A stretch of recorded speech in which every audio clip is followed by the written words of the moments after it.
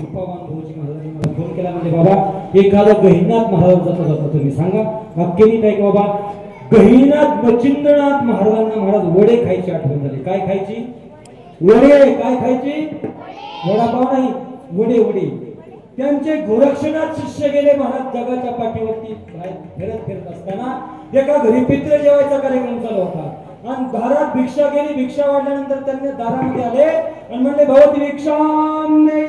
ती घरातली बाई बाहेर आली आणि महाराज तिनं सगळं दोघा जणांना पुरेल एवढी भिक्षा दिली आणि भिक्षा दिल्यानंतर महाराज ती भिक्षा घेऊन गोरक्षनाथ महाराज मच्छिंद्रनाथाकडे गेले आणि ती भिक्षा दिली. नाथांना वडे एवढे आवडले ते म्हणले गोरक्षनाथा तू जा पुन्हा वडे घेऊन ये.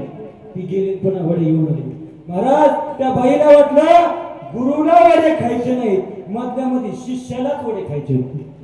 त्या बाईने सांगितलं तुझ्या जर गुरुला वडे आवडत असतील तर तुझ्या हातला एक डोळा मला काढून दे हाय तेवढे वडे घेऊन जा.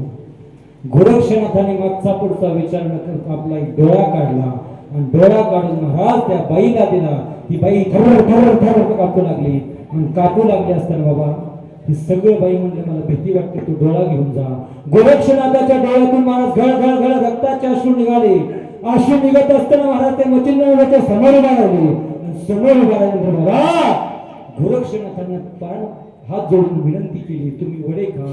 मच्छिंद्रनाथाने विचारलं मी वडे खाईन पण तुझ्या डोळ्यातून रक्त कसं येतंय. त्यावेळेस गोरक्षनाथाने विचारलं मी माझ्या गुरुसाठी डोळा काढून दिला.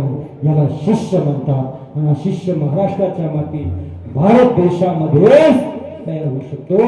तुका म्हणे शेष घेईन आवडी वचन वळी बोल